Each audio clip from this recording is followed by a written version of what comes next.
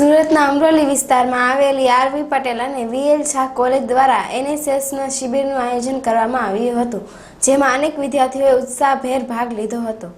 વીઓ2 RV Patel અને VL Shah college દ્વારા NSS શિબિરનું આયોજન કરવામાં આવ્યું હતું, જેમાં બંને કોલેજો દ્વારા વિવિધ કાર્યક્રમોનું આયોજન કરવામાં આવ્યું હતું, જેમાં વ્યસન મુક્તિ, સ્વચ્છતા અભિયાન અને પ્રદૂષણ મુક્ત સુરત અને ટ્રાફિક અવેરનેસ જેવા વિવિધ કાર્યક્રમોનું આયોજન કરવામાં આવ્યું હતું।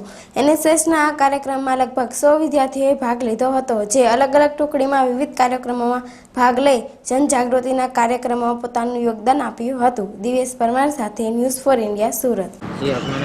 Doctor Mukesh R Goyani, NSS officer, RV Patel ने VL Shah college of commerce assistant professor. तारीख 1 डिसेम्बर થી 7 ડિસેમ્બર દરમિયાન એનએસએસ ખાસ શિબિરનું આયોજન કરેલ છે।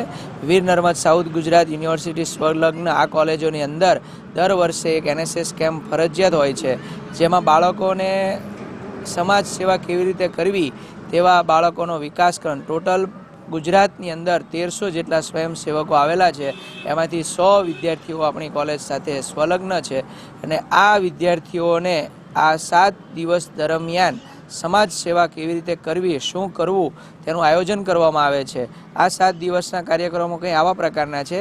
પહેલા દિવસે સ્વચ્છતા અભિયાન, બીજે દિવસે વ્યસન મુક્તિ, ત્રીજા દિવસે કેશલેસ ઇન્ડિયા એટલે કે ડિજિટલ ઇન્ડિયા, ચોથા દિવસે નો હોર્ન પ્લીઝ એવી એક્ટિવિટી કરીને ગામે ગામ શહેરોમાં પણ આવા અવેરનેસના પ્રોગ્રામ કરવામાં આવે છે। આ 7 દિવસના શિબિર દરમિયાન અમે 2 ખાસ દિવસનું આયોજન કરેલ છે। એમાં પહેલો એક દિવસ છે સોલાર સિસ્ટમ।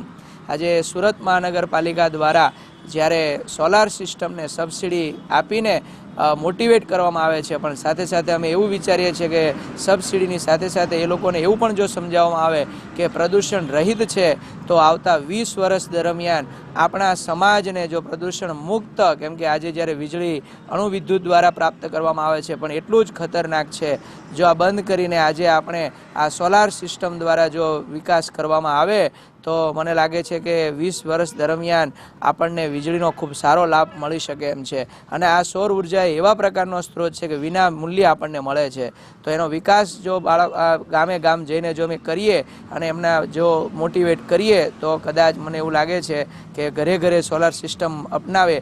તો એક દિવસ તો અમે સ્પેશિયલ એના માટે જ આપ્યો છે। બીજો એક દિવસ ભારત જ્યારે આ પરિસ્થિતિ, અત્યારની વર્તમાન પરિસ્થિતિ તે બધા વાકેફ છો, કેશલેસ ઇન્ડિયાની જ્યારે પીએમ વાત કરી રહ્યા છે, ડેબિટ કાર્ડ, ક્રેડિટ કાર્ડ શું છે, ત્યારે ગામડાના વિસ્તારોમાં જેમના એકાઉન્ટ નથી કે જેમને ડેબિટ કાર્ડ, ક્રેડિટ કાર્ડ શું છે, પેટીએમ શું છે, એના વિશે માહિતી અમે આપીને એમને બનતી જેટલી મદદ, અમારા બાળકો બેન્કિંગ સેક્ટર સાથે સંકળાયેલા છે, વાણિજ્યની આ કોલેજ છે, એટલે ગામડે ગામડે જઈને જેટલાથી અમારો પ્રયત્ન કરીએ ત્યાં સુધી અમે પહોંચીને કેશલેસ ઇન્ડિયામાં અમે આ ભારત સરકારને મદદરૂપ થવાનો સખત અમારો પ્રયત્ન છે। 7 દિવસ દરમિયાન એવા અમે ઘણા બધા કાર્યક્રમ કરીએ છીએ। આ કાર્યક્રમ સવારે 7:30 થી માંડીને 5:30 સુધી હોય છે। આ રેસિડેન્શિયલ પ્રોગ્રામ છે। 100 જેટલા વિદ્યાર્થીઓ આમાં આ યજ્ઞમાં ભાગ લઈ રહ્યા છે અને દરેકે દરેક વિદ્યાર્થીઓ પોતાની મહેનતથી, લગ્નથી આજે આ યજ્ઞમાં જોડાયા છે અને ખૂબ અમને મદદરૂપ થઈ રહ્યા છે। અને આજે અમે 100% કહી શકીએ છીએ કે અમે આ સમાજ સેવાનું કાર્ય અમારા બાળકો દ્વારા કરાવીને અમે હર્ષની લાગણી અનુભવીએ છીએ। Thank you very much.